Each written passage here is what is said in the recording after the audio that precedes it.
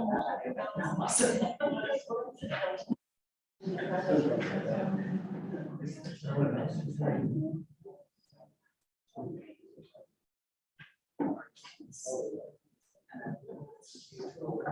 I'm going to do it. Let's do a check. Counselor Joe, can you hear me? Counselor Joe, are you there? Yep, I can hear you. Hear you also. And so I'm looking at our staff people to see where we are. We're good. Are we, Caroline, good? And we're good, so we can start. Okay. Ladies and gentlemen, welcome to the Independent City Council meeting. It's Tuesday, July 6, 2022, and it's 6:30 in the evening, and it's not hot inside. And let the record show that the council is all here. Councilor Joe is with us virtually, and so on the owl right in front of us.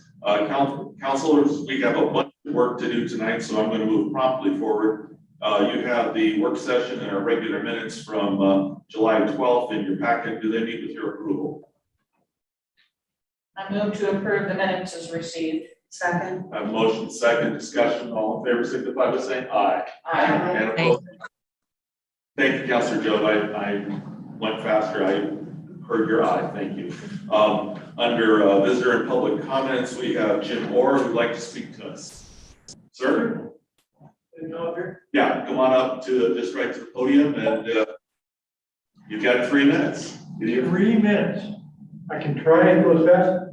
I'll try to go as fast as I can. I live at 289 G Street, which is a couple blocks away. I own a nice house. I have a nice piece of property. And for the second time in the last 3 months, there's been a motorhome parked across the street from me. And this one was tagged on the 17th of this month. And I read the tag, and it states that there's 72 hours to have that thing removed. And it's been there for at least 16 or 17 days. And this is the second time in the last 2 or 3 months that we've had a motorhome parked there. I obviously don't like this. All right, I have a nice piece of property. I have a lot of valuable stuff in my garage. And I'm not saying that these people are going to do this, but your law says that that car has to be removed.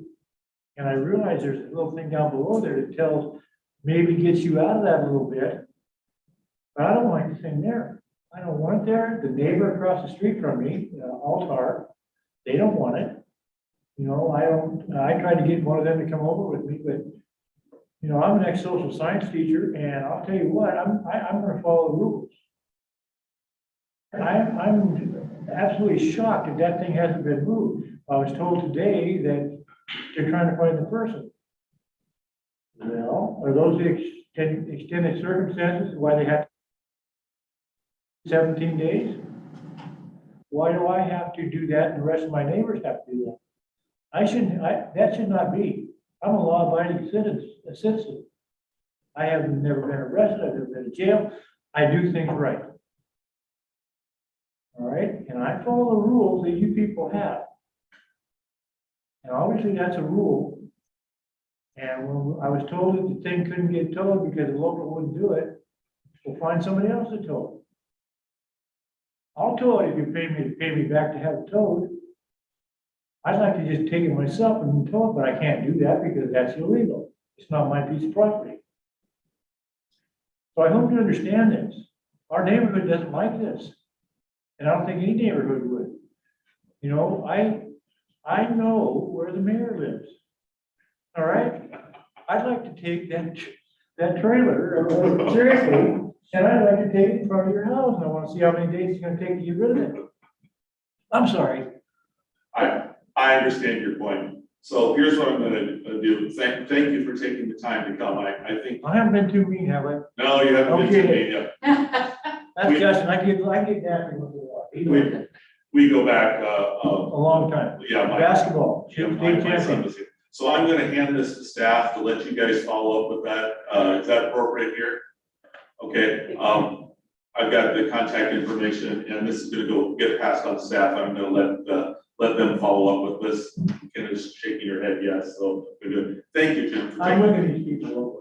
Don't worry. Someone will be in touch. with you. I appreciate your time, but it's just refreshing. I understand completely. And before you walk in, does somebody have Jim's phone number, or contact information? Oh, yeah. Okay, thank you. I assume that, but I just want to make sure. Okay, thank you They're all very much. younger than me. There you go. Thank you for coming in. Thank you. So counselors, we're going to, we're changing a little bit of the order tonight to work everybody's schedule in. So I'm delaying some of the mayor and council reports so that we can have our city attorney brief us on Measure 109 and impacts. And I know that there is, you have information in your packet. And so I'm going to guess that Ms. Connolly is on the electronically with us. Can you not see me? Are you not able to see me? We see you now. Okay, all right. Oh, I guess I pop up when I talk, huh? Yeah, so thank you, Mayor McCardle. And I understand that you have a very packed evening, that it was preceded by a meeting and is meetings follow your regular session here. So I'm going to provide a high level overview.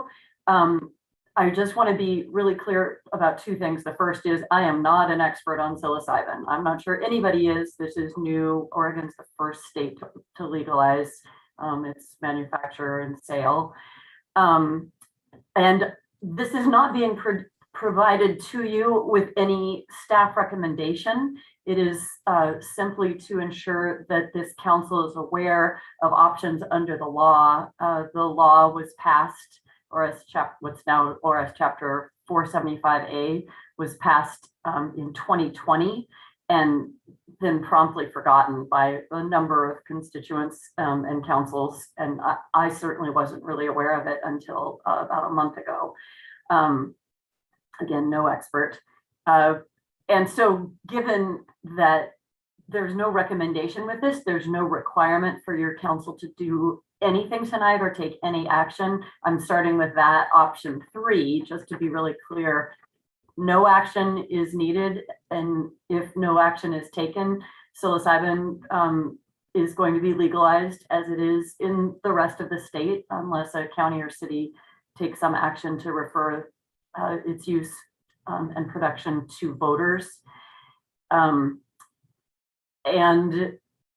so I just want to be really clear about that.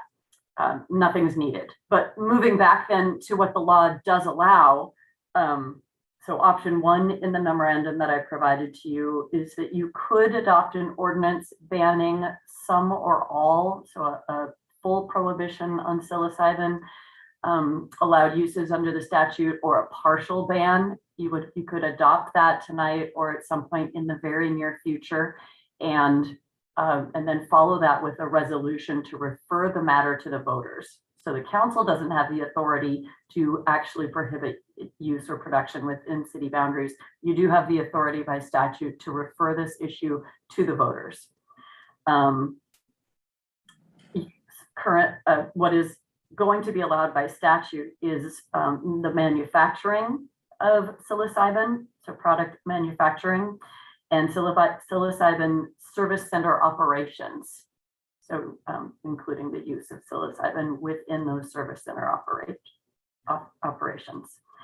So you could choose to ban one or both of those uses, or you could ban them one or both for some period of time, say 2 years.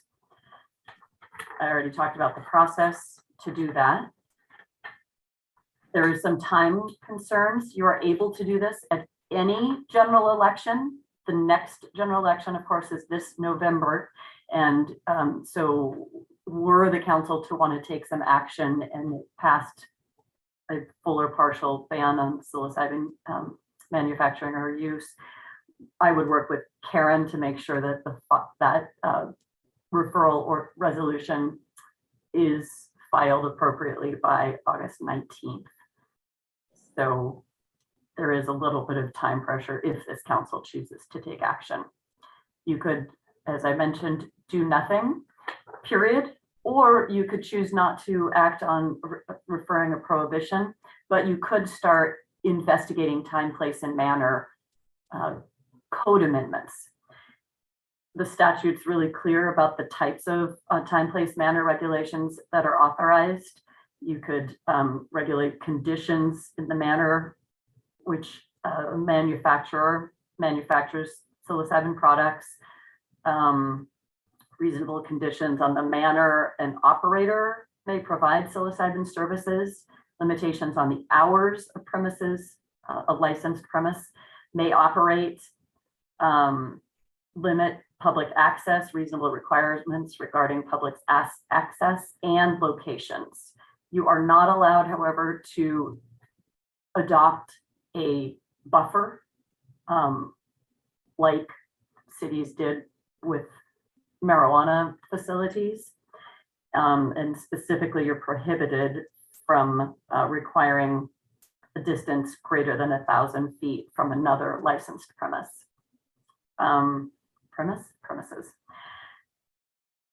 Time, place, manner regulations don't go to the voters, and any licensed facility would need to then abide by your existing zoning, building, and development codes, in addition to any time, place, and manner regulations you ultimately choose to enact into your code.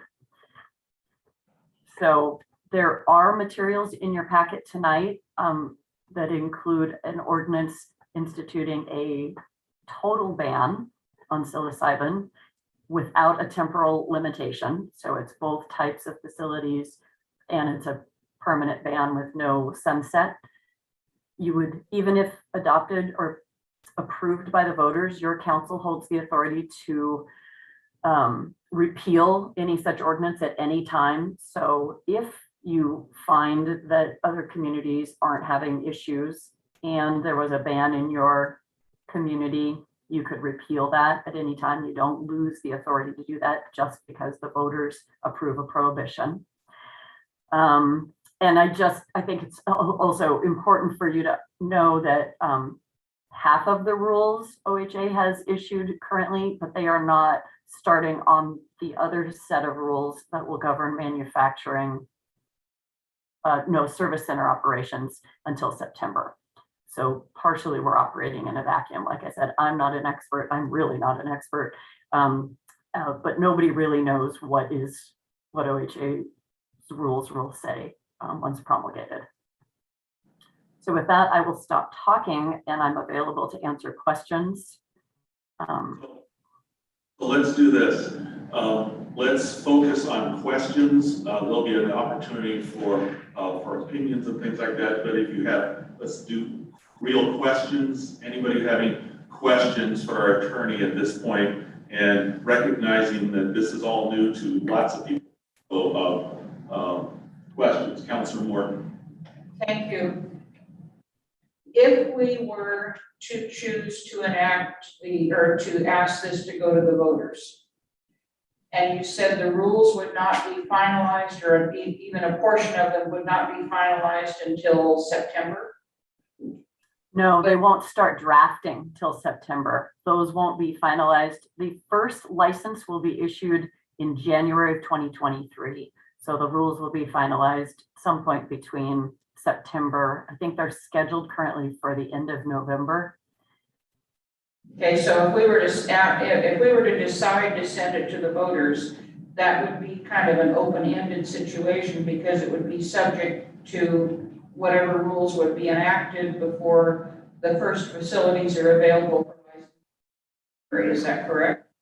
So I think I consider it slightly the reverse. If you refer to the voters a ban, they would be voting in November, and if they approve your ban, then no facilities would be licensed within Independence. But you would be adopting that ban, and the voters would be acting without knowing what rules or prohibitions or limitations OHA is going to propose. And so maybe what you're saying is it buys you time to be able to see what OHA's rules will govern, how they will govern. Okay, thank you. Questions? I guess that's the question, and you probably can't answer this. Do we even have an idea of how these I forget what you call it, the dispensaries, is what I want to say, the places where they offer the services, how they're going to operate. Are they going to operate like dispensaries, or are they going to operate more like, a medical clinic where you go in and you're supervised and all that sort of thing? Far more like a medical clinic. So they're called service centers, and there is a kind of a 3-step process. 2 steps are mandated by statute, and then they're going to even be fleshed out further by rules. But there's an initial intake, and kind of a training of anybody who thinks they might want to take psilocybin. And then there's an oversight, and then after the psilocybin is administered, then anybody who has taken it has the opportunity to participate in a final review process.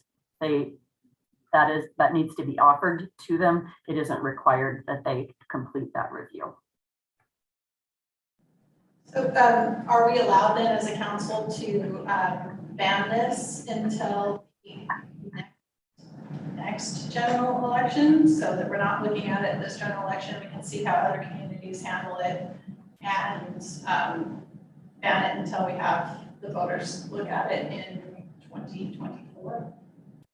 You are authorized to adopt an ordinance banning the use of psilocybin, but that has to be referred to the voters. So while you could adopt an ordinance, the ordinance before you tonight only is effective if approved by the voters. And then it could, currently the language in front of you doesn't sunset. It wouldn't stop at the next general election.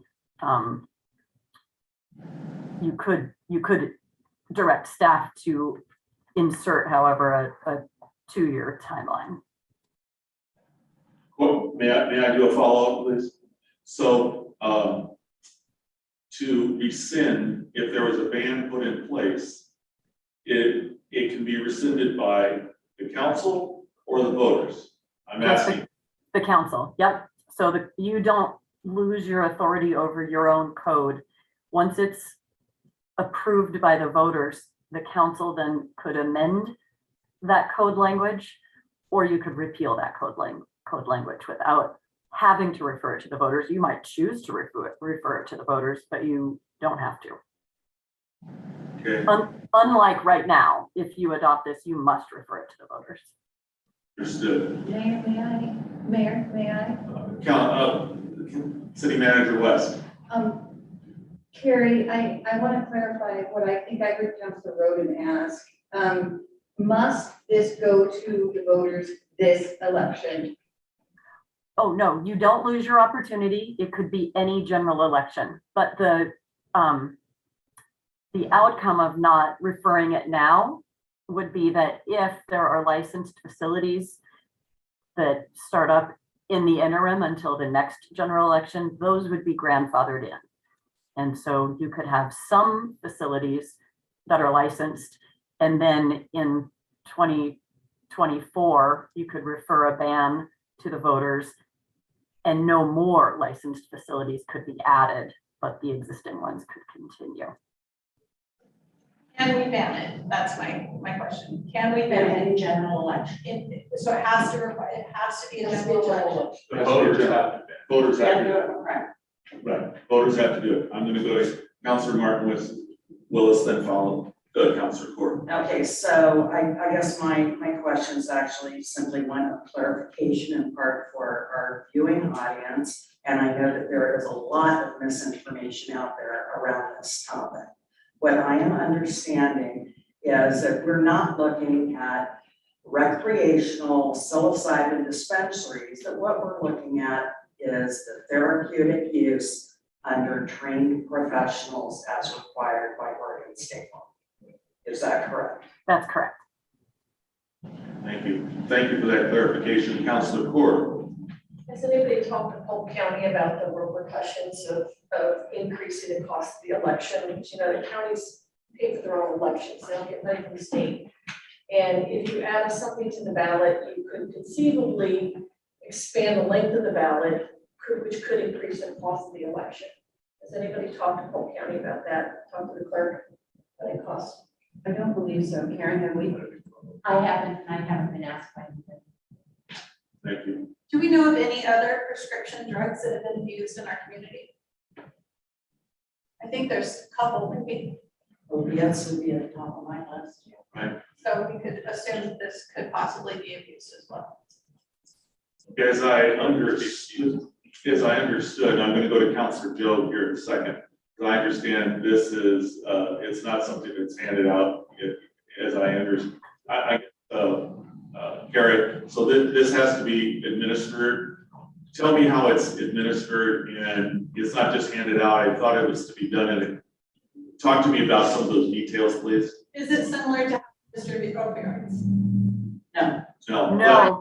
No, so the use would need to be administered in the presence and in the center, in a licensed center by a licensed professional. So you couldn't buy it and then walk out the door with it, unlike a prescription. Okay, so it has to be administered in the center by a licensed person to do that. Is that correct? Right, correct. I want to make sure of that. Counselor Joe, I'm sure you have a question. Sure. I had a question. I don't really understand the psilocybin centers, but once someone goes in there and they receive this service, is there a length of time they stay in the center, or do they just go out into the community? And then, like, what are the dosages like? Is it something that would actually impair them or affect them? I don't know. I don't know the answer to that. My impression is that they would need to experience it still while in the center, but I don't know that for sure. So could I go in there and say, oh, I'm done feeling the effects of this, but not really be, and then I can just go out and drive a car, or how does that work? Yeah, I don't know, but I'm looking really quickly through the OHA. I read a question and answer materials that OHA issued, and many questions like that, they were just sort of punted to say, we're developing rules right now. Okay. Counselor Job's question, if I might. It's not something I say, it's prescribed, is that correct? It isn't prescribed. So my understanding is that the general consumer might be able to receive it if they went through the preparation session. So the 3 sessions the official titles are a preparation session, an administration session, and an integration session. That latter one is optional, but my belief is that it is while an individual remains within the service center as they have completed the experience. At the end, then they're asked, do you want to do this integration session? And somebody could say yes or no. Counselor Morton, you waving your hand. So back to the same position where there are some unknowns with this right now, that I am concerned about any level of approval at this moment, because there is still so much to be decided and so much process of use to be decided. And I know that this drug originates from the mushrooms, which are already being used by people in the community, but I'd like to know more about the 3 steps, the preparation, the administration, the integration. I'd like to see the processes in place and understand how that's really going to be applied before I feel like I can make a good decision on this. Thank you. Additional questions for the presenter? Counselor Joe, did you have any questions at this point? Okay. No, I don't. Thank you, appreciate that. So, council, I think let me just speak for myself. I hate having stuff like this. This is not, in talking to other mayors, it's a mess. There's tons of unanswered questions. And this is not exactly how local government is supposed to work, and we're being forced to do things that we don't, doesn't feel very good, and we're having to make some pretty some decisions quickly without more information than we have in front of us, and a number of the questions that council's raised are unknowns. So anyway, I don't like this, but it's in front of us and we have to deal with it. And we are not alone. It's happening around us. What do we, let's talk about this and figure out what we want to do, because I'm going to guess that we have to, Councilor Takis, excuse me. Well, I'll just say that psilocybin is not THC. It's very different, can be very dangerous. And I agree with you. I think this is just sloppy legislation, the way they're pushing it on us. And I think we should do a wait and see if we can stop it, refer to the voters, see if we can stop it. If it looks like it's going well in a year or two, then we can talk about it again. But I think the whole program is a little iffy the way it's been launched, and I'd like to wait a little bit. What do other people think at this point? Councilor Martin Will. Well, prior to the passage of Measure 105, I'd be wanting to be an informed voter, spend some time actually researching the measure and the history and research of psilocybin, and particularly its use in veterans for PTSD. It's been highly successful in treating PTSD under a controlled environment. The testimony from veterans on several websites is quite convincing. They're actually living normal, functional lives again. And I think it would be premature of us to slap a ban because we're afraid of the boogeyman. And I think we need to give these medical professionals an opportunity, and yes, in our backyard, to demonstrate the therapeutic successes of psilocybin on folks in our community that are otherwise suffering and contributing to astronomical suicide rates among veterans. And I think anything else is short-sighted. Councilor Corey. I agree 1,000% with Councilor Martin Willis, and I just want to note that 55% of independent voters voted in favor of Measure 109. And I am not going to go against the voters. Others? As a veteran, I would say we do a disservice to our veterans all across the country by over-prescribing them things and not dealing with the issues that they have at hand. If you've ever gone to a veterans facility, you would be shocked at how horribly treated veterans are. I've been at services where veterans are literally stuck in chairs in the middle of a hallway waiting for procedures to be done. So to say that we give this to veterans and we should all just go run for it, as a veteran, I say that's an insult. I think to bring this into our community would be horrible. I think because we don't know the things that come with it would be a disservice to everybody in our community. I think we all have learned that vote things in, now that we see how they're being run and implemented, it would be a mistake. I think if we do this, it'd be premature. I don't see the problem. If they want to do it, they'll probably find someplace in the state that they can do it. I don't know why we need to bring it into our backyard at this point. We don't have all the information. And I'll just add that as the wife of a combat veteran who suffers from post-traumatic stress, I would be thrilled for him to have the opportunity. And sure, we can send him out of town, or we can take the step to embrace him in our little town, helping our veterans. And if you don't need the treatment, don't get it. And for those that do, it would really be great to be able to receive it in our own backyard. Thank you. Additional thoughts? Councilor Takis. I would just go back to, yeah, it may be a good thing, it may not be, but the way this is being kind of pushed on us is not good. This is really sloppy way legislated and regulated. And that's, they don't know what the program is. You have to vote for it, before you find out what's in it. So that's kind of the situation. And I don't like that. Councilor Corey. Thank you. Councilor Joe, did you want to weigh in? Sure. I am in favor of a total ban, sending it to the voters. So I hear several people want to put a ban in, several people think we should do nothing. Is there any interest in doing time, place, and manner regulations? Just ask. I don't hear anybody jumping up and down.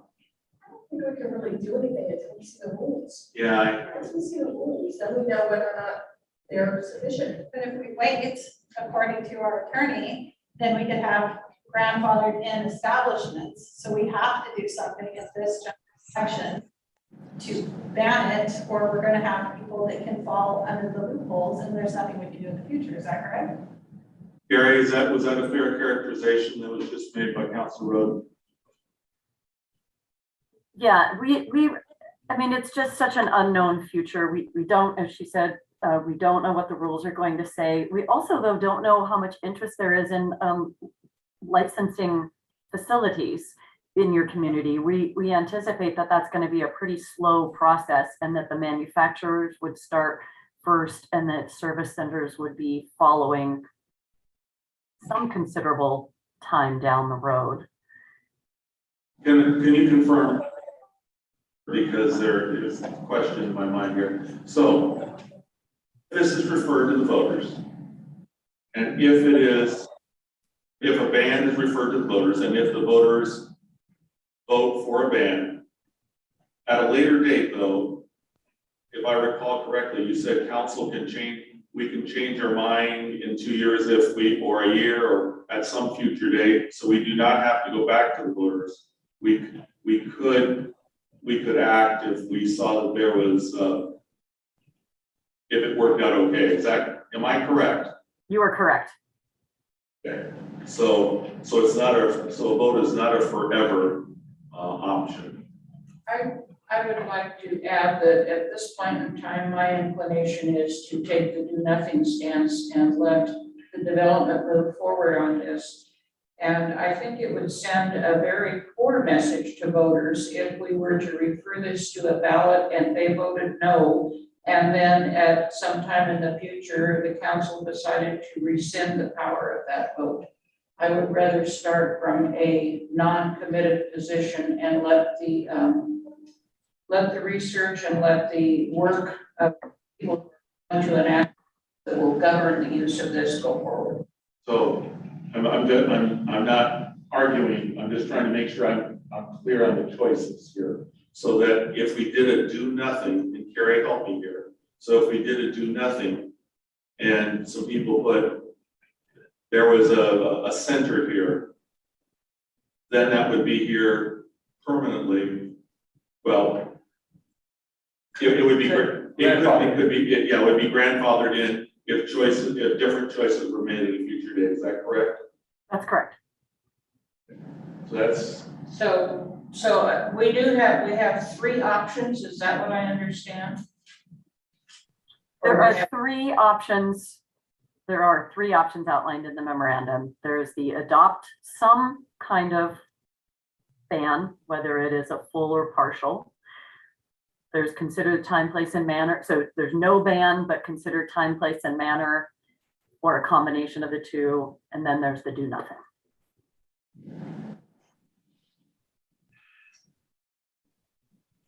Okay, so we have choices. Which way do we want to go? I would move to do nothing at this point. Second. Okay, I have a motion, a second, to take no action at this point. We now have discussion. I think that's a fair decision to make. I think we should wait and see how everything pans out when they make the rules in September. I think to take no action would grandfather people in, to just wait, it could get us in a mess. So I say that we should help with this. Is that a motion, Dawn? No, we have a motion to do nothing at this point, and we have a motion now in discussion. Would you like to comment?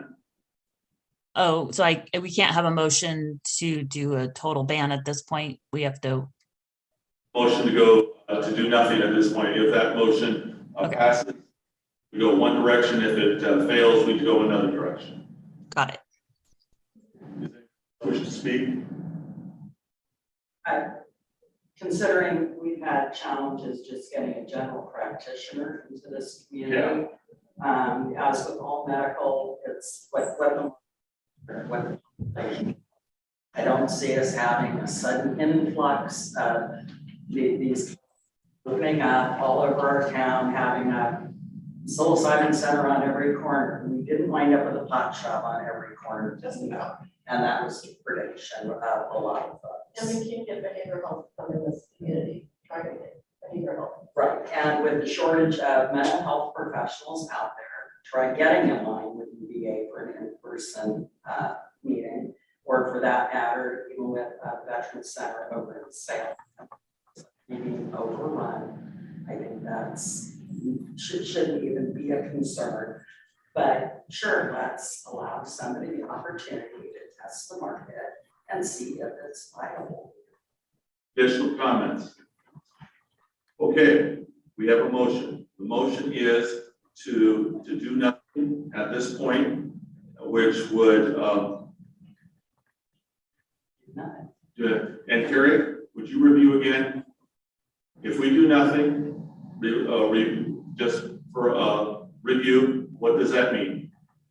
That is a wait and see approach to see what the rules say and what facilities ultimately are licensed in your community after January 1st, 2023. And it doesn't preclude you from adopting a ban and referring it to the voters in 2 years. But it does grandfather in things, it potentially can grandfather in things, right? So. That's right. Okay, all right, does everybody understand what we're voting on? Okay, all in favor of the motion signify by saying Aye. I have 3. I have Coeur, Martin Willis, and Morton in yes. And opposed? Opposed. 3. Thanks, folks. Like folks. Thank you. No. And that may, since there's a tie vote, I'm invoking the charter allowance for the mayor to break the tie. I'm going to vote no on this at this point. Then I would like to have a motion that we, how to do this, right? A motion to ban the use of mushrooms at these facilities in our communities. I second that. Just a second, Councilor Court, On please. a technicality, can we even talk about an election without talking to Polk County first? Yes, We don't do elections. County runs the election. we can do this. This is they do the election. We tell them what we ballot. As long as we do it, but within a certain timetable, they can put anything we choose at this time. I have a question, and for the maker of the motion, because we have the option of a full or partial vote. And is there a time, Carrie? Can there be a time? Can there be a sunset clause inserted into that? Absolutely. It would not be the ordinance in front of you. We could bring back an ordinance that has a 2-year sunset, a 1-year sunset, whatever it is that council directs. Can we do a 2-year ban and not have anything grandfathered in? So if we wait 2 years on this and see how other communities do it, does it have to go to the voters in November to have the 2-year ban and not worry about having things grandfathered in? So yes, if you did a temporary ban for 2 years, that would be referred to the voters. The question that I have is whether an extension of that 2 years would also need to be referred to the voters. And my belief is that yes. So that you would be able to repeal a permanent ban without referral to the voters, but that any extension would or readoption would also be referred to voters. No sense to put a timetable on it then. If we're gonna vote for a ban, then we just vote for an entire ban and not have a timeline. So you are you're for a full ban. Correct. Okay, And does that ban then go to the voters? yes. Yes. that goes to the voters. And Go if ahead. I may, Mr. Mayor, there is the, you would then need to pass the ordinance like we do pass an ordinance. And the language is in your packet. Right, okay, so, we're figuring out the option, and then once we get, figure out whatever our option is, then we can go through the ordinance stuff. And I have a question. Karen, I'm looking at you for another question. Okay. If we don't have unanimity on the ordinance, and we have to bring it back on the future, is that correct? We would have to bring it back for a future meeting, is that right? Yes, That's correct. and that still fits our timetable? I believe it does. Okay, The next, I'm sorry to interject, is the next meeting, would it be the 9th of August? that fit our timetable. And then, so then, yes, so that would still give you 10 days. My recommendation would be that Karen would work with a local newspaper, whoever, wherever you publish your notice of measures, so that it could be published, either, within the next couple days, to give that 7-day time frame for interested parties to. Everybody, the motion and the vote is. Yes, do we need an No. ordinance number to? I'm a little lost here, Karen. Oh, we're good. So Do we have to there is do- a motion on the floor. Right. So I don't know. I don't see Karen in the packet, which motion I'm supposed to read. Right, and that's what I'm trying to make sure we get the right things. Because I don't see any, Oh, I'm See, sorry. ordinance. I see Okay, that. so I have, here we go, we'll do it this way then. So the first motion, to read the proposed ordinance. Okay, Council so we're at the ordinance approval process now. Is that where we are? Bill. I mean, but you still have that motion and second on the floor. Yes, we do, and I'm just trying to make sure we're in the right place. You okay? I am, We're okay? There it Do is. you have the ordinance number on there, or? No, I should get that after the, Well, usually though, The when council we, bill. Yeah, council bill. Council bill. all right, Do we have it? just want to make sure. Is that the one I have, 221571, No, it's right here. the one you put on my desk? Oh, that's the resolution. That's the resolution, my mistake, and then the ordinance, 1590, Council Bill 022208. 202208, that's what I The was. second one, that's what it is, Exhibit A. Yes. And then, so Karen, once they pass or do they pass the resolution first and then the ordinance, or? We're not going to act on the resolution tonight. Well, depending, so as people have been pointing out, there's a motion on the floor with a second, I think, and that was for a total ban. My thought would be that the council goes ahead and votes on that. If it passes, let's go ahead and adopt the ordinance. It'll at least have its first reading, and it'll have to come back for a second reading on that August 9th date, at which point then you would adopt the resolution. Okay, so, all in favor? So the question will be, a total ban, yes or no, right? Everybody agree that that's the question? Yes. Okay, all in favor of the, total ban, signify by saying aye. Aye. That's, Joe, Takus, and, Roden, sorry, and opposed. Opposed. Got, Willis, Core, and, Morton, and McCardle gets to vote again. I'm gonna vote, yes on this, and I want to explain my vote. I'm gonna explain my vote. I have significantly moved Sir Martin Willis's comments, and I think there's merit. I'm very uncomfortable with all the unknowns in this, and was frankly torn by this, and I I know of what she speaks. And so this was difficult. So with that, And I'd like to also express, even though I voted differently from the majority, this is still a democratic process. It's something I believe deeply in. And I appreciate that we have this in a public setting because it's extremely important. so I want to, on a process question, I'm a little lost where we are right now in what I need to approve, what we need to approve next. There needs to be a motion to adopt the ordinance, which I don't have the number for, but I heard Karen read it out loud.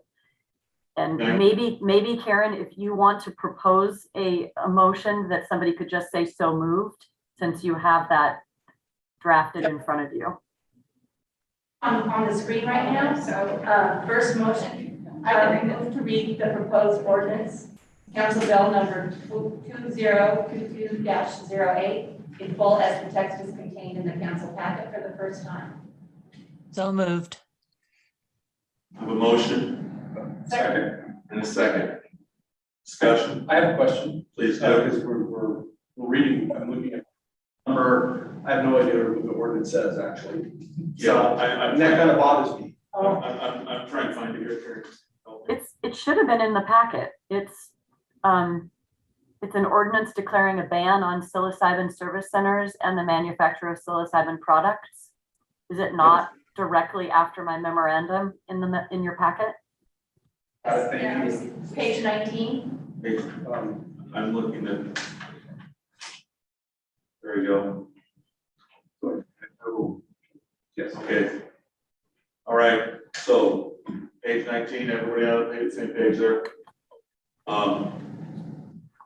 So through the three-step process for an ordinance, did somebody already previously mentioned? Yes, Sarah Jo moved to read the proposed ordinance and Tom Pate the second. Okay, I have a motion to second. Discussion. All in favor signify by saying aye. Aye. I have 3 yeses and opposed. Opposed? And I'm gonna vote aye, so that we move the ordinance forward. Ordinance will come back in front of us, at the next meeting. And please, I'll read the ordinance, the title. An ordinance declaring a ban on the psilocybin service centers and the manufacture of psilocybin products. Okay. Moving forward. Getting back up. Thank you, Karen. Thank you. I will work with staff to bring this back for you on that meeting of the 9th. I am out of town that night. I'm not sure if you need legal assistance. I do have somebody who is working with me on this if you do need somebody, but I'll figure that out with staff between now and then. Thank you. Appreciate Thank that. you. All right. Have a good rest of your evening. Bye. Do reports. Just a couple of things to report. I had the pleasure of attending the kayak storage ribbon cutting that took place yesterday. It was supported by Travel Oregon, Polk County Tourism, the hotel, City of Independence, and OSU. An engineering student designed a way for a kayaker to be able to paddle to Independence, leave their kayak in a locked, secure place with their stuff locked up so they could go up and eat and enjoy downtown and then continue paddling along. So it was an example of innovation and creativity and moving forward, because there are people who want to go up and down the river, and we are already a bicycle-friendly community, and now we can be a kayak-friendly community, and this is Independence being creative. Had the opportunity also recently to the volunteer recognition for the Independence Days volunteers, the folks that work so hard to make the 4th of July good on so many fronts. There were 20 folks there. It was really wonderful to be able to say great things to them, to thank them for their hard work. I really appreciated it. We had a nice where the presentations were done on the rooftop of the hotel. It was a really nice opportunity to recognize folks that have done some really wonderful things. And so for those that are in the room that were involved with that, thank you very, very much. I appreciate it. It's good to see Independence Day back in the Independence way. Had the opportunity, as many of you know, the Wine Half Marathon is going to be taking place here in Independence on Labor Day weekend. The Sunday of that event, they expect 1,000 some people running through the countryside, and those folks bring dollars and cents to business. And so Sport Oregon asked some of us to do a little bit of a podcast video, and so I was able to champion the great things about independence, and they broadcast it out. And finally, many of you know that I'm a food bank volunteer, and I just wanted to kind of give a, though it's beastly warm outside, the volunteers in a 24-hour period from 9 through this morning served 91 families, which is 364 people, and I have no idea how many more they served tonight. The line was out and around the building, and so there are people inside handing out food. My job is to lift and carry, and so I do that. So I just wanted to report. Vegas, would you like to report? Actually, it seems like most of the big news from MyNet has already been announced. As most of you know, the board has offered the position of general manager to PJ Armstrong, who was already the acting general manager. We're meeting again tomorrow at I believe 5 o'clock virtually. And one of the things we'll be looking at the contract, hopefully the final version of the contract with PJ, and hopefully that will become official later this week. The other thing is we're still looking at the intergovernmental agreement. My understanding is there's a final draft that the board will also be looking at tomorrow. So hopefully that will come before council, with our council and Montana council, and we'll be seeing that soon to get that wrapped up. That's really it for now. Great. Councilor Joe, Parks and Recreation. Sure. Our June and July meetings were canceled for Parks and Rec.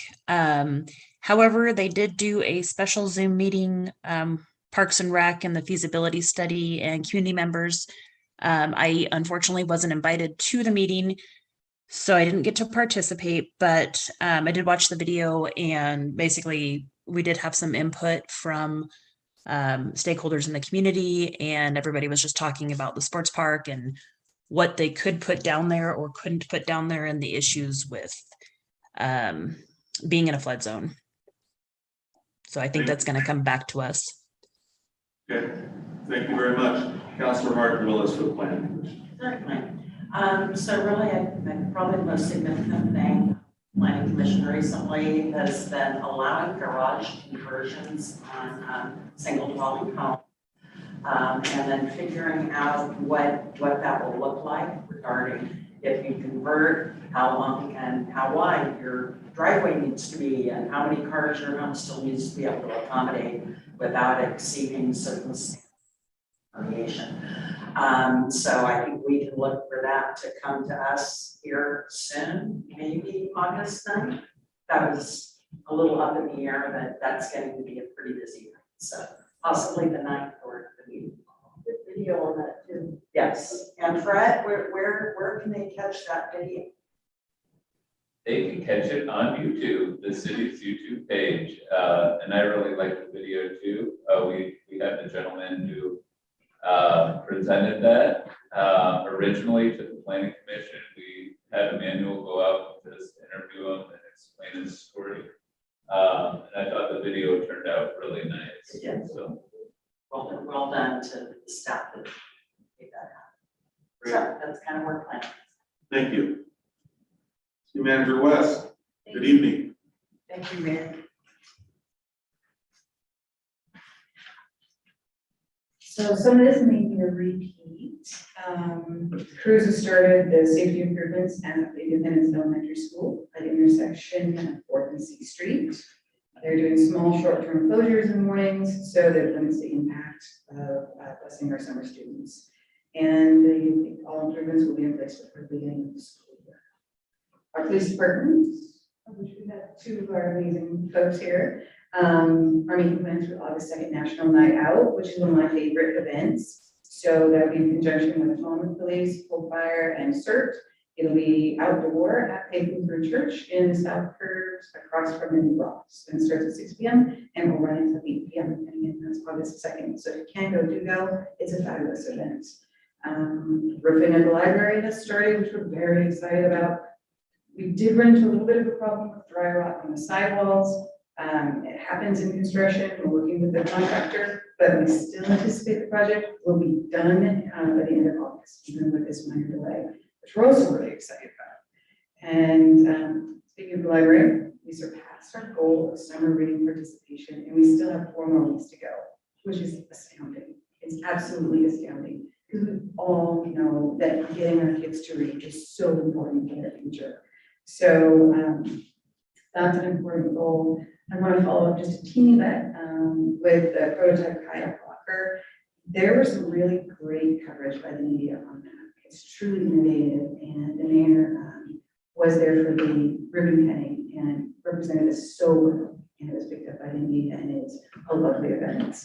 It was a great story, and that brings me to the next story that I seem to be saying I'm excited, but I'm really excited by the next story. I had Manuel, our communications manager, take a look at our numbers. He's been with us 6 months, and I wanted to know, where are we in reaching out to our people? You notice we've become Zoom friendly so that our folks can zoom in and see what you're doing, because what you do is important. Well, we've also been reaching out on Facebook, we've been reaching out on LinkedIn, we've been reaching out on Instagram, and of course our website.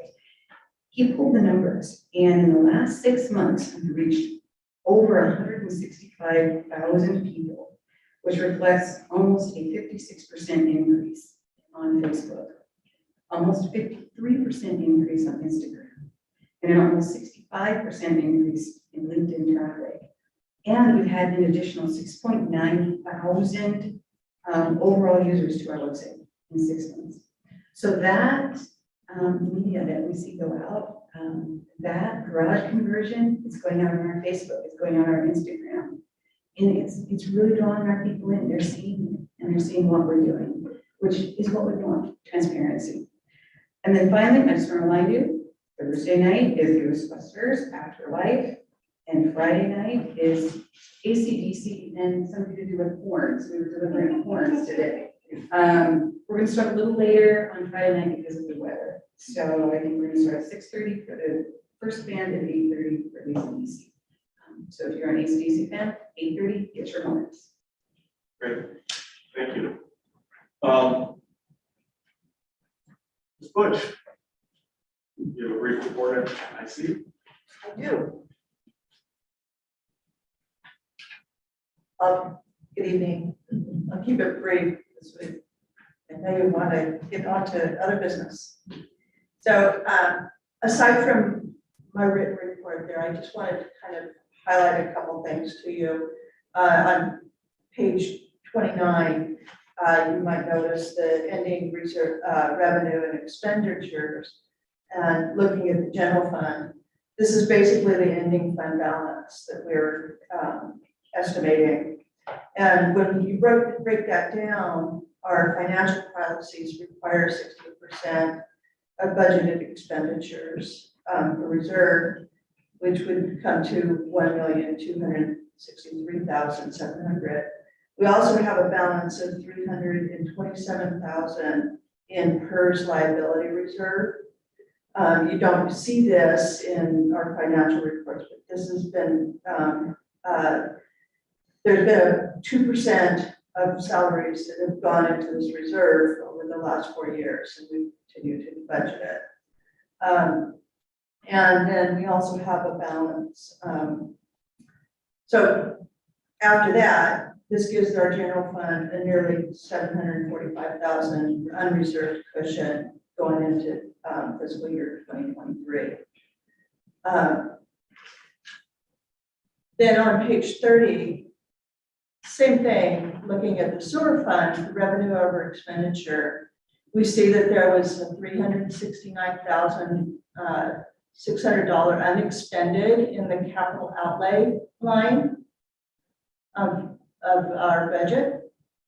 But as you can also see in the budgeted contingency and reserve, there has been a strategic buildup of reserves over the last few years in order to fund some of the sewer projects and delay taking on more debt. So this has been a strategy that we've tried to do. And then again, on page 31, this is the water fund. We are similarly building up a reserve in there to help fund the major water facilities projects that are coming up in the near future. So we're trying to get some money in reserve so that we don't have to go out for as much debt. And then that's it. If you've got any questions, I'm happy to answer. Thank you. Appreciate that. We're going to move on to Chief Mason. Is this you? No, it's not. Mr. Edlin? Wasn't sure which one of you were going to carry the ball. So, Thank you. Good evening, Mayor and Councilors. In your packet, we received the informational memo that I created for just kind of a wrap up of the Independence Days events and kind of our position on the security aspect of that.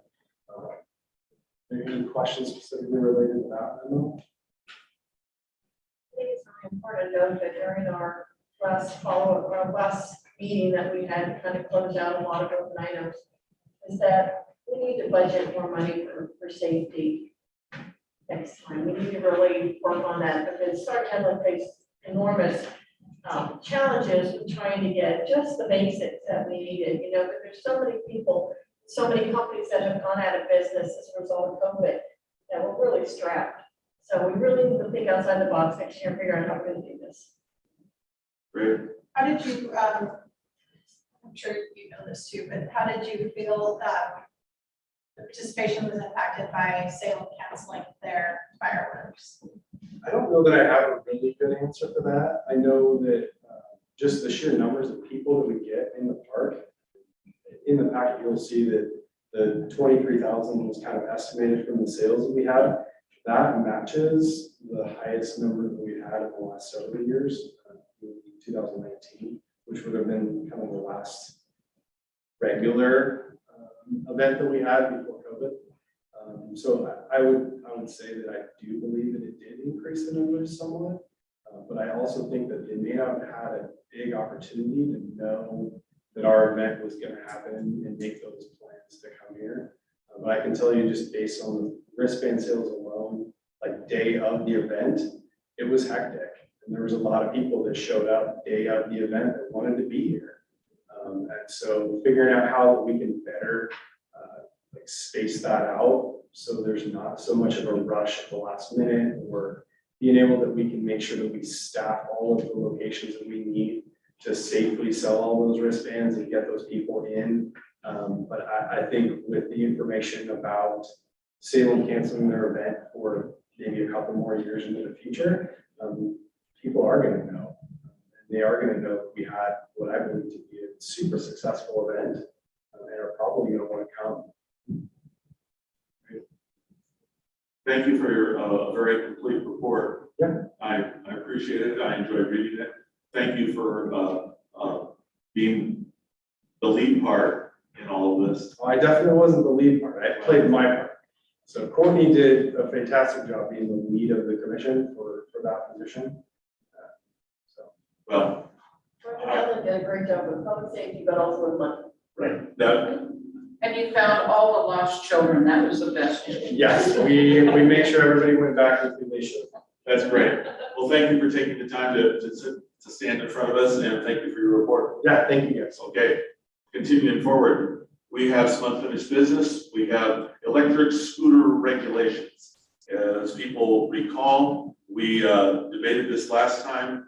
We had a split vote on the first reading, and so we have the second reading of the electric scooter regulations, and on page 46, we've already done the first motion. We can do the second and third motion this evening, unless there's, we've had a lot of discussion on this. I don't know if there's any need for additional discussion unless everybody's jumping up and down. Okay, so without jumping up and down, Bill, let's deal with this. I move to read the proposed ordinance Council Bill 2022-06 for the second time by title only. I have a motion, second by Takis. All in favor signify by saying aye. Aye. And opposed. Opposed. 2 noes in Roden and Joe, motion carried. An ordinance providing for the licensing and regulations of stand-up electric scooters by amending Independence Municipal Code, Chapter 8, to create a new Article 13. Thank you. And the third motion, please. I move to adopt ordinance council bill number 2022-06. I have a motion, second by Martin Willis. Is there discussion? Hearing no discussion, all in favor signify by saying aye. Aye. And opposed. Opposed. Job and Roden opposed. Motion carries. Thank you very much. Bill is passed and it will be assigned to the next 999. Under new business, we have Mr. Evander talking to us about a mural request.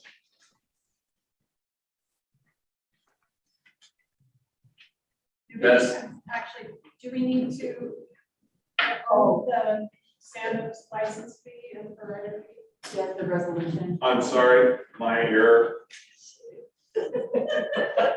Right, it's okay. You're all right. Councilor Feet, sorry, I was just so excited about the mural. We have a resolution adopting stand-up electric scooter license fees and a per ride fee. It's on page 51. Thank you, Councilor Roden, for pointing that out to me. If someone would like to make this happen. I move to approve resolution number 22-1567. Second. I have a motion to second. Is there discussion? Hearing no discussion, all in favor signify by saying aye. Aye. Thank you, Councilor Joe. All passage unanimously. Thank you very much. Now, Perfect. Thank Thank you very you. much. This is one of those, it's nice to be here tonight. This is one of those very strange things that I'm bringing before you tonight. It's a request for a mural. How the sign code reads is that murals are prohibited unless they're approved by the city council. It then doesn't give you criteria to approve or deny a mural. And so based on that, I sort of think, obviously if it's a mural that's depicting a sign that would be larger than the typical sign amount, perhaps that's something that you could deny. If there's another instance where it's like painting a historic brick building, a giant mural on the side of it, potentially that's something you could deny too, just based on other standards in the code. But this would not fall into either of those instances that I could sort of think about. This would be for 915 North Main. It's where Divine Distillers is operating. The mural would be painted by a gentleman named Mario de Leon. He has done similar work elsewhere. You can Google his name. You can see some of his work down in Albany, up in Portland and whatnot. So based on that, the lack of criteria and the fact that this would sort of showcase some of the history of Independence, some of the natural beauty of the community. It incorporates things like the Independence National Bank building. It has things like fireworks on it. Generally, staff feels like this would be a good idea, and we would recommend that you folks approve the mural. questions for this presenter, please. Do we have any idea what their vision is for the mural? There's a rendering. possible, Karen, that you could put that Here. on screen? I mean, for the, Yeah, oh, that's somewhere. This just brings another aspect of uniqueness and color for entry into the city. And this is a rendering, this is not Yeah. exactly what he's going to paint on the building. And I noticed, I think it was in the city manager's notes, that he's going to try to do a historically accurate picture.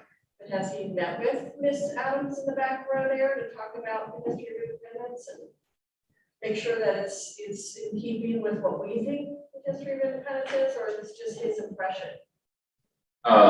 So what this is specifically, I mean, this is rendering, yeah, obviously in preparing the mural, it might turn out just a little bit different, but this is what the gentleman is proposing. I guess I don't really know to what degree we would want him to have additional conversations about the history, because I mean, at a certain point, it's gonna, I mean, I guess my thing is if he talked with Miss Adams and came back with a different proposal, is that then a second time before you vote? I mean, are we just approving that he's gonna put a mural on there? I mean, I'm fine with him with the mural, like, the whole idea, I'm fine with it. I just wanna make sure it reflects on. Gotcha. Because there's no criteria, it doesn't matter what it's. I also would say that I'm not sure we can say what he can. Well, Reflect in that he should have mural. some artistic license, you're right, absolutely. But my understanding was it was supposed to be a historical representation of independence, and I just wanna make sure it's accurate.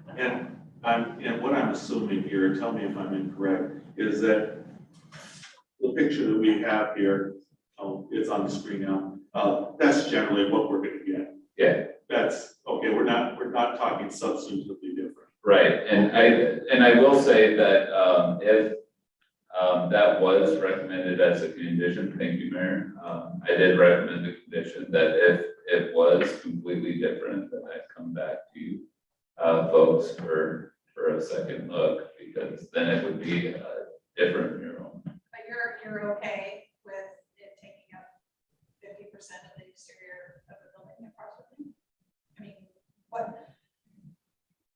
you've worked on signage before. Yeah, so I mean, that's a great question. From my perspective, this is a drab industrial metal sided building right now. Any addition to the outside of it is gonna add color, all of that sort of stuff. If it was just a giant thing that said, define distillers, right, I might have a problem with that. Then I would recommend probably that would exceed the wall sign allowance elsewhere in the code, and that wouldn't be allowed. This is not that. From what I can see, I don't see in the depiction any sort of reference specifically to divine distillers at all. I mean, it's more of a painting. Is it just the picture on the top, Frank, or is it also that side view? Because I don't know what's going on the side there. View I get, I mean, you don't see those two mountains every day, but, Oh, you yeah. know, Oh, yeah. I get what that picture is, but I don't know what's going on the other one. So Jason from Divine Distillers is here. He is willing to talk through the mural as well. Come forward. Well, as you come up, think about this. Is this the De Leon family from town, or is this a De Leon that's not? So Mario De Leon is a Portland-based artist. He did, if anyone has paid any attention at all to what Salem is doing, he did the Iwo Jima Memorial on Valley Roofing, which had a ton of issues with the city. But you can get a really good idea of his art style and his capabilities from what he's done in the past.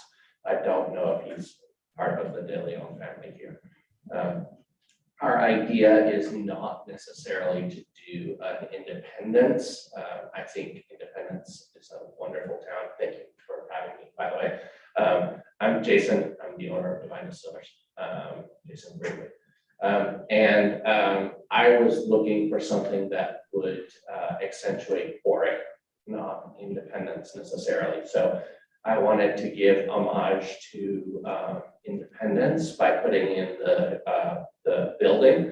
But I also wanted to have the Willamette River because we're in the Willamette River Valley. I wanted to have the hop fields that we are very well known for, and I wanted to have the wineries. So that's what that front of the building has, the wineries in there, and also you can see the Willamette River and the mountains in the background. On the side, it would be a continuation of that. So we would go from the Independence Clock Tower to the river. The river would flow through the entire picture because it's the Willamette Valley. And then I'm looking at doing the hop fields on one side. I really want the fireworks in there. That's my own. That was one of my only requests because fireworks, independence. And then we are a little. We're not entirely sure whether we want just the whole entire U.S. flag, but we were thinking U.S. flag, possibly eagles or other fauna from the area. We were just thinking of something that would kind of represent the whole area.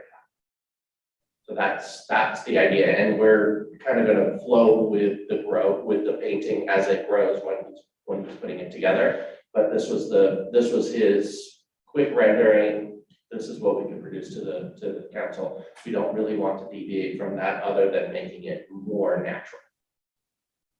I'm good. Yes. Yes. Is Fred going to be in the future looking at this code and defining the criteria for murals for the future? Is that something that you would like staff to work on? So I'm gonna let, Oh, yeah. please. It's something that our attorneys and I have been talking about, and we'll be bringing Fred into that conversation. There are discussions that need to be had. Great. Okay, unless there's burning questions, there is a bottom of page 54. I move to approve the proposed mural at 915 North Main Street referenced in the attachment A of the staff report with the conditions included in the staff report. I have a motion and a second. Discussion. All in favor, signify by saying aye. Aye. And opposed. Thank you very much. I'm going to continue moving forward. We have a liquor license approver. Approval. Good evening. Tonight, we have a request for a liquor license from Rodar LLC, which is doing business as the Independence Grocery Outlet. David and Cheryl Moran opened the grocery outlet in June of 2022. And the Morans have many years of experience in retail as employees, in management, and as owners. The background check was completed on David and Cheryl, and there were no alcohol-related incidents or other items which we believe would preclude them from licensure. Any Questions? I move to recommend the approval of grocery outlet liquor license request. Second. I have a motion, a second. Discussion. I just have one question. Off premises license? This is an on-premise license, isn't it? No, that means they're Alcohol. gonna take the alcohol and leave with it. Oh, okay, not that On-premise they means they're sell it consuming it. on-premise. Yes. All right, just wanted to clarify. Thank you for the clarification. All in favor, signify by saying aye. Aye. Carries. Thank you very much. We're going to move forward. We have, and what was suggested, as Adams comes forward, is that we talk about the meeting. We do 7.4 first, and then we amend the museum fees afterwards. That was what staff recommended. Okay, please. Hi, good evening. It's nice to be here as an employee for a change. So good to see you. In your packets, you have the meeting room policy for the museum. As I'm sure you know, we did not have a meeting room prior to moving to our new location. Now that in our new location, we have a beautiful conference room and quite frankly, community members are chomping at the bit to use it. And in order to do that, we need to have a policy in place, because I like rules and we need them. So it does include a fee schedule, which we'll get to. So if you have any questions about the meeting room policy, I'm going to answer any questions you might have. For those that are watching, the rules are included in the council packet, so we've had a chance to look at the questions from the presenter. How does the city making money off of a meeting room conflict with the public's rental of spaces? I'm not sure I understand your question. Well, we have public enterprise in town that also rents, the hotel rents their space and Indy Commons rents space. How is this going to impact businesses? I think the folks that are looking to use our room are a different demographic. We have folks like the Lions Club who would like to potentially have their weekly meetings there. The fee isn't to make money, it's to cover costs. We don't have a janitorial staff at the museum. And so when folks like the Lions, for instance, who have lunch meetings, want to meet at the museum, that takes time to clean afterwards so that other folks can use it. So that the cost is more, it's not to make money, it's to cover money that we would lose if we were to let folks use the room without charging. Council Moore. Yes, I can give a little history on this because back, it's been, believe it or not, 19 years ago when the library was built, the issue of having a public meeting room was a very important aspect of that building, and it is extremely well used. There is, this is not intended to be in competition with rental spaces because it's generally for 501c3 groups that are operating on a shoestring budget and looking for a place to have meetings. This would be more equivalent to meeting at public schools, where there are also rules in place there about what you have to have and what you have to provide to meet in a school space, but essentially no main charge for it. It's more for maintenance and for accessibility. And for what it's worth, if someone wants to rent the park, we charge them the same fee that I had suggested for this. Additional questions from the presenter? If not, there is an action item, please. I move to approve both the library and museum meeting room use policies as submitted in the staff report. The motion second by Martin Willis. Is there discussion? Hearing no discussion, all in favor, signify by saying aye. Aye. Opposed, motion carries. Let's move on to the fee schedule. So you, Ms. Evers. Yeah, so the fee schedule is the fee schedule that we had prior was quite limited. We have a lot of folks coming into the museum asking about their homes or other historic buildings and are wanting information about that. That research takes time and we're happy to do it, but this fee schedule allows us, again, to provide that information for folks, things like putting it on a thumb drive.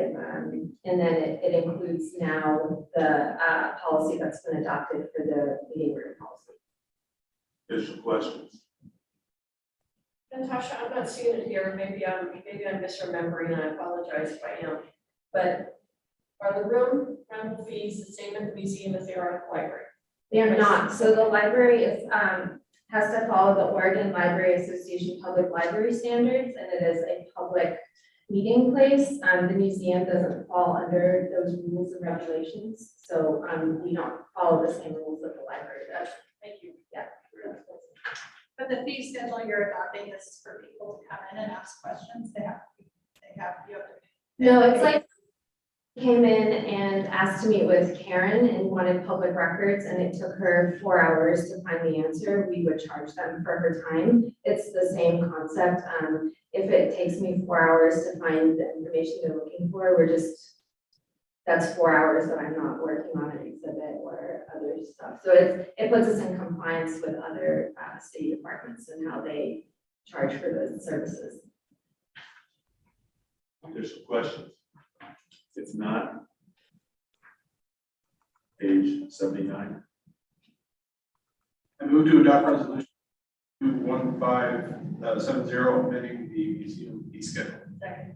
Motion second, discussion.